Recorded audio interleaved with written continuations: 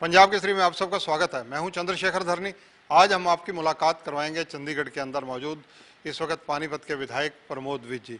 प्रमोद विज के बारे में ये मैं बताना चाहूँगा कि पानीपत या हरियाणा या समीपवर्ती राज्यों से अगर किसी भी व्यक्ति को प्लाज्मा की ज़रूरत हो, ना मिल रहा हो, इनसे संपर्क करते हैं। इन्होंने एक टीम बना रखी है और वो टीम जो है प्लाज्मा उसी ग्रुप का उपलब्ध करवाती है। इसके अलावा और कई काम ये कर रहे हैं। पानीपत की इंडस्ट्री को लेकर इनसे बात करेंगे, मजदूरों के पलायन को लेकर बात करेंगे। प्रमोद विज जी, सबसे पहले आपका स्वागत है पंजाब केसरी में। नमस्कार धरनी जी, बहुत बहुत धन्यवाद जी। भाई साहब, प्लाज्मा डोनेट करने की एक परंपरा, ग्रुप मैच करवाकर आपको पानीपत, करनाल, हरियाणा, समीपवर्ती राज्य कहीं से भी कोई सूचना मिलती है, कोई व्यक्ति संपर्क करता है, तो उसके लिए क्या आपने तैयारी कर रखी है? अभी तक कितने डोनेट हो चुके हैं? धरनी जी, ऐसा है कि जब ये प्रॉब्लम शुरू हुई और काफ़ी डॉक्टर रिकमेंड कर रहे थे कि प्लाज्मा चाहिए पेशेंट्स को जो कोविड पॉजिटिव है, तो हमारी टीम ने, जिसमें कि मनीष आर्या मुख्य रूप से लीड करते हैं, विनीत आर्या, उसके अंदर मनीष जैन है, दीपेश रेजा है, सुशील कत्याल है, सुनील सोनी जी है, ये 6 लोगों की हमने टीम बनाई। और पानीपत में जितने भी पॉजिटिव केस आए थे और वो नेगेटिव हो चुके थे, हमने उनकी लिस्ट ली। हमने उन हज़ारों लोगों को फ़ोन किया कि क्या आप प्लाज्मा देने के इच्छुक हैं। कुछ लोगों ने मजबूरी जाहिर की, कुछ बीमार थे, कुछ अभी पूरी तरह से स्वस्थ नहीं थे, किसी को शुगर की प्रॉब्लम है। तो करते कराते हमारे पास एक लंबी सूची आ गई जो लोग अपनी कंसेंट दे रहे थे कि हम प्लाज्मा देना चाहते हैं। फिर हमने सोशल मीडिया पे इसको एडवर्टाइज़ किया, शहर में बोर्ड लगाए और मैंने भी फेस पेज पे भी डाला। तो हमारे को बहुत सारे लोग संपर्क करते थे। कोई अम्बाला से भी थे लोग, अम्बाला, सोनीपत, रोहतक, दिल्ली, गुड़गांव, फरीदाबाद, वहाँ से लोग कांटेक्ट करते थे। हम उनका ब्लड ग्रुप पूछते थे। और पानीपत में जब हमने हज़ारों लोगों को फ़ोन किया तो हमने उनसे उनका ब्लड ग्रुप पूछा। तो हमारे पास जो लिस्टें तैयार हुई, ब्लड ग्रुप वाइज तैयार थी, हमें किसी से दोबारा नहीं पूछना पड़ता था और हम उनका मैच करवा देते थे। डोनर को हॉस्पिटल बुलाया जाता। प्रेम हॉस्पिटल ने हमारी बहुत मदद की। पहले रविंद्र हॉस्पिटल ने हमारे साथ बहुत अच्छा काम किया और डोनर भी आ जाता था, रिसीवर भी आ जाता था, हमारी टीम लेकर उनको हॉस्पिटल जाती थी और उनका काम हो जाता। इस तरह से हमने सैकड़ों लोगों को प्लाज्मा दिया पानीपत के अंदर। मैं सभी डोनर्स का बहुत बहुत धन्यवाद करना चाहता हूँ। हॉस्पिटल्स का, डॉक्टर पंकज मुटनेजा जी का, तुषार जी का, रविंद्र हॉस्पिटल बहुत धन्यवाद करता हूँ कि बहुत उन्होंने सहयोग किया और लोगों को सुविधा दी। ये सुविधा हमने तब तक चलाई है जब तक कि ऑल इंडिया इंस्टीट्यूट वालों ने इसको कहा कि इसके बाद प्लाज्मा थेरेपी पर रोक लगाई, उन्होंने कि इसका रोक लगा दी। तो आजकल हम नहीं करें, पर आज भी अगर किसी को विक्टिम को चाहिए, कोई कोविड पेशेंट है चाहिए, तो उसके लिए हाजिर है, मिल जाएगा। आपका परिवार भी राजनीति से हटकर आपके साथ इसमें काफ़ी ज़बरदस्त तरीके से भूमिका अदा कर रहा है। जिन लोगों के घरों में कोई भी इस वक्त मौजूद नहीं है, सभी कोविड पेशेंट हो चुके हैं, उनके घरों तक रोटी पहुंचवाने का दायित्व भी आप लोग निभा रहे हैं। धनी जी, मैं आपको बताना चाहूँ, मैं आई एम वेरी फॉर्चुनेट कि मेरा बेटा आशीष, बहू श्वेता, इन्होंने और अपने आप इनको लगा कि जब मैं ऐसा कर रहा हूँ तो इन्होंने अपने आप एक कदम उठाया और जहाँ जहाँ पे पेशेंट थे लॉकडाउन के अंदर जो कोविड पॉजिटिव, उनके घरों में कोई और खाना बनाने वाला नहीं था, कोई देखभाल करने वाला नहीं था। तो हमने एक पानीपत में माल्टन में होटल है ग्रैंड प्लाजा, उसके साथ कंटेक्ट किया। हाइजीनिक फूड का बच्चों ने कंटेक्ट किया और हर एक के घर में सुबह का, दोपहर का खाना और रात का खाना रोज़ पहुँचाया। इसके लिए मुझे देख के खुशी होती है कि बच्चे भी उनके कदमों पे आ गए कि समाज की सेवा बहुत चिंता के साथ कर रहे हैं। ब्लड डोनेशन के लिए आपने विशेष मुहिम चला रखी है। आजकल ब्लड की कमी बहुत ज़्यादा है। थैलेसीमिया के 80-85 के करीब मरीज पानीपत में बताए जाते हैं। मैं अभी विश्व से मिल के आया हूँ। पानीपत में जब मुझे पता लगा कि ब्लड की बहुत कमी है, तो हमारे डॉक्टर पूजा जी देखती हैं ब्लड रेड क्रॉस में, तो हमने ये एक निश्चय लिया कि पानीपत में अपना बैंक बढ़ाएंगे, स्टॉक बढ़ाएंगे। और मैंने विभिन्न सामाजिक संस्थाओं से, धार्मिक संस्थाओं से, एनजीओ से, रोटरी क्लब से, लायन क्लब से, विभिन्न लोगों से कांटेक्ट किया और सभी ने अपनी कंसेंट दी है। हमें आज ब्लड डोनेशन कैंप लगाते तकरीबन 10 दिन हो चुके हैं और इसमें भारतीय जनता पार्टी मंडल अध्यक्ष भी इसमें शामिल है, मोर्चे भी शामिल है। हमारा टारगेट है 2500 यूनिट ब्लड हम 2 महीने के अंदर ब्लड बैंक को देंगे रेड क्रॉस के माध्यम से। और इस शनिवार या इतवार तक, अगले 2 दिन में हमारा 1000 यूनिट का टारगेट पूरा हो चुका होगा। आज भी हमारा कैंप वहाँ लगा हुआ है। हमारे पार्षद है नारक साहब, उन्होंने लगाया हुआ है। रोज़ कोई ना कोई कैंप लगाता है। पानीपत के अंदर थैलेसीमिया के पेशेंट जो है लगभग 80 या 82 पेशेंट हैं और उनको ब्लड की महीने में 2 बार जरूरत पड़ती है। तो उसके निमित्त हमने एक कार्यक्रम किया हुआ है।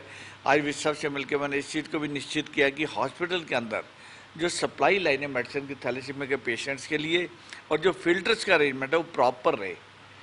वी सब ने इंश्योर किया अगर थोड़ी बहुत कोई कमी रहेगी तो तुरंत पूरी की जाएगी। लेकिन इसके साथ ही साथ हम एक और भी काम करने जा रहे हैं कि थैलेसीमिया के 82 पेशेंट के लिए मैंने एक स्टॉक अपने ऑफिस में रखने जा रहा हूँ, फिल्टर्स का भी, दवाइयों का भी। ये लगभग 5 लाख रुपए का स्टॉक हमारे एक मित्र है, उद्योगपति है, उनके माध्यम से हमें सपोर्ट मिली है।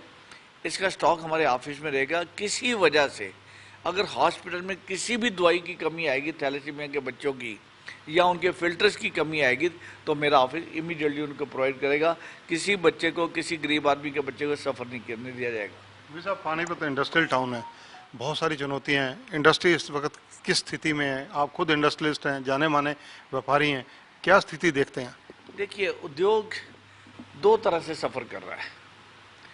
जो सो कॉल्ड किसान आंदोलन भी जो रास्ते रुके हुए हैं, पानीपत में व्यापारी पहले ही नहीं आ रहा था। दिल्ली के रास्ते बंद हैं, आपको पता है। व्यापारी के ना आने से बहुत बड़ा नुकसान होता है। टेलीफोन पे या नेट पे कितना माल आदमी बेच सकता है? बहुत कम। दूसरी प्रॉब्लम, उसके बाद लॉकडाउन में प्रॉब्लम ये हुई है कि व्यापारी बिल्कुल ही बिजनेस ख़त्म सा हो गया है। और ऊपर से जो पानीपत की मेन मार्केट ब्लैंकेट बन चुकी है, बहुत बड़ी इंडस्ट्री बन चुकी है, अब ब्लैंकेट का सीजन भी नहीं है। तो दोनों तरफ से मार पड़ रही है। उद्योगपति इस टाइम परेशान है और लॉकडाउन में उनका बहुत नुकसान हुआ है और लेबर भी बहुत प्लान कर गई। इन दिनों में लेबर चलेगी थी। लेकिन एक अच्छी बात यह है कि जैसे जैसे कोविड वेव 2 नीचे आ रही है, मैंने ये देखा हमारी फैक्ट्रियों में भी लेबर ने वापस आना शुरू कर दिया है। मुझे लगता है कि लेबर की सिचुएशन तो 1 हफ्ते के अंदर संभल जाएगी, लेकिन व्यापारी का आना बहुत ज़रूरी है। मैं सभी किसान भाइयों से प्रार्थना करूंगा कि जितनी जल्दी से जल्दी हो सके वो रास्ता खोलें ताकि व्यापारियों का काम भी चालू और बाहर से व्यापारी आना भी शुरू हो। पानीपत में अगर देखा जाए तो व्यापार का कितना का नुकसान हुआ होगा मोटे मोटे अंदाजे के हिसाब से? देखिए, इस तरह से काउंटिंग नहीं की जा सकती। नुकसान बहुत हुआ है जी, व्यापारियों का बहुत नुकसान हुआ है और सरकार भी इसके लिए चिंतित है। माननीय मुख्यमंत्री मनोहर लाल जी के संज्ञान में हर समय हम बात लाते हैं और वो भी चिंता के साथ काम कर रहे हैं। मुझे यकीन है कुछ न कुछ हल इसका भी निकलेगा। जैसे वेव 1 के अंदर माननीय प्रधानमंत्री नरेंद्र मोदी जी ने MSME को एक बहुत बड़ा पैकेज दिया था। आप हैरान होंगे धरनी जी, मैं बहुत अपनी इंडस्ट्री चलाता हूँ, एक्सपोर्ट का काम है। आज हमें 1.85% पे बैंक से पैसा मिल रहा है। कभी सुना था आपने? ये माननीय प्रधानमंत्री योजना MSME के लिए इतने कम रेट पे, और इससे हमें बहुत फ़ायदा हुआ है कि हमें अपने उद्योग को दोबारा से बढ़ाने में बहुत बड़ी मदद मिल रही है। मुझे यकीन है कि इस तरह का कोई ना कोई कदम जल्दी आएगा। लेबर की अगर बात की जाए आपके हिसाब से परसेंटेज, कितनी परसेंटेज में लेबर अभी तक यहाँ से पलायन कर चुकी है जो वापसी आएगी? लेबर तकरीबन जी 30-40% लेबर चली गई थी, लेकिन लेबर आनी शुरू हो चुकी है। मुझे लगता है कि 1 हफ्ते के अंदर अंदर लेबर आ जाएगी। इसके साथ ही मैं आपको एक बात और बताना चाहता हूँ कि कोविड में CT स्कैन जो है, डॉक्टर्स का रेट 4 से 5 हज़ार रुपये था।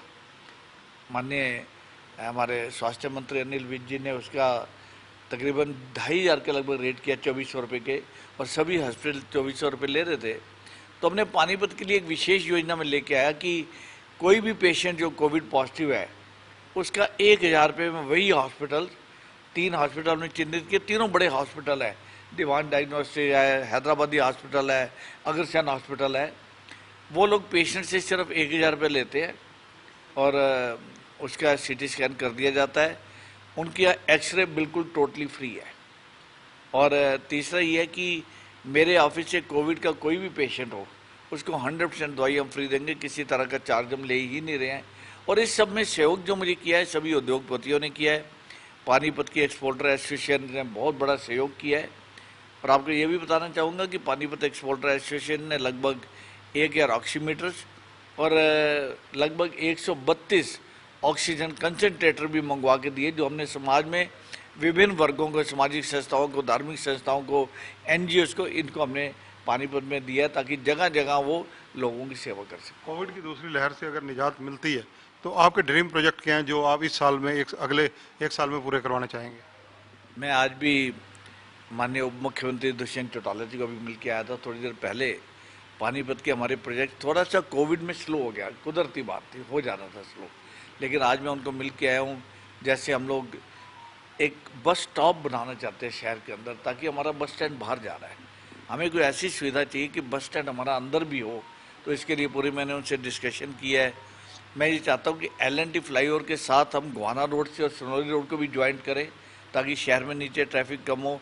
और भी बहुत सारी योजनाएं पहले अप्रूव हो चुकी हैं, फिजिबिलिटी रिपोर्ट उनकी बन चुकी है, DPR उनकी बन रही है और मुझे यकीन है कि अब पानीपत के लोग देखेंगे हम इस तरफ गति से तेज़ी से बढ़ रहे हैं। आखिरी सवाल, जिस प्रकार से कोविड की सेकंड लहर आई, ऑक्सीजन की कमी भी नजर आई, वेंटिलेटर्स की कमी, बेड्स की कमी, आज पानीपत में क्या स्थिति है? देखिए, सरकार ने और माननीय प्रधानमंत्री नरेंद्र मोदी ने जहाँ जब ऑक्सीजन की कमी है, जिस तेज़ी से उन्होंने एक्शन लिया, जहाँ पे ऑक्सीजन जनरेट होती है सब जगह उन्होंने हॉस्पिटल बनाए।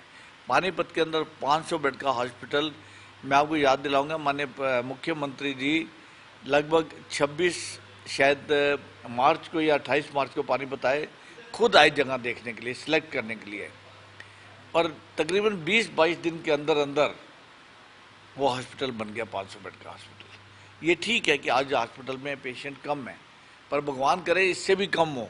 हमें दुआ ये करनी है कि कोई पेशेंट हो ही क्यों, लेकिन सरकार पूरी तरह से सजग है, पूरी तरह से तैयार है।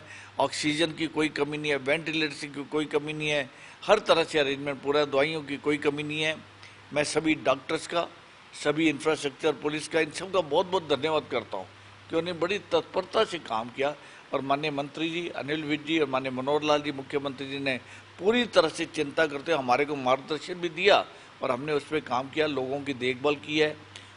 आखिर में आगे अब देखिए, रेमडेसिविर का एक ऐसा हुआ बना दिया गया, जबकि सरकार ने, माननीय मंत्री जी ने एक्शन लेकर, कोई कमी नहीं थी। आखिर में आगे अगर आप देखें, पूरा सबको रेमडेसिविर भी मिल रहा था, दवाइयाँ मिल रही थी, कोई कमी नहीं है किसी तरह। धन्यवाद प्रमोद विज जी। तो ये हैं प्रमोद विज, पानीपत के विधायक हैं। विधायक होने के साथ साथ सामाजिक कार्यों में इनका खुद का योगदान और इनके परिवार का योगदान पानीपत की जनता खुद अपने मुंह से अप्रिशिएट कर रही है। और जहाँ तक सवाल है बाकी मुद्दों का, खासकर थैलेसीमिया के 80-82 मरीजों का, उस मुद्दे को लेकर हरियाणा के स्वास्थ्य व गृह मंत्री अनिल विज से भी इन्होंने चर्चा की। रकत की कमी ना रहे, सब पानीपत की ज्वलन समस्याओं पर इनकी बारीकी से नजर रहती है। कैमरामैन संजय सिंह के साथ चंद्रशेखर धरनी, पंजाब केसरी टीवी, चंडीगढ़। हमसे जुड़े रहने के लिए हमारे YouTube चैनल को सब्सक्राइब करें और नई वीडियो की नोटिफिकेशन के लिए बेल आइकॉन को दबाएं। अगर आप ये वीडियो Facebook पर देख रहे हैं तो लाइक जरूर करें और ज्यादा से ज्यादा शेयर करें। धन्यवाद।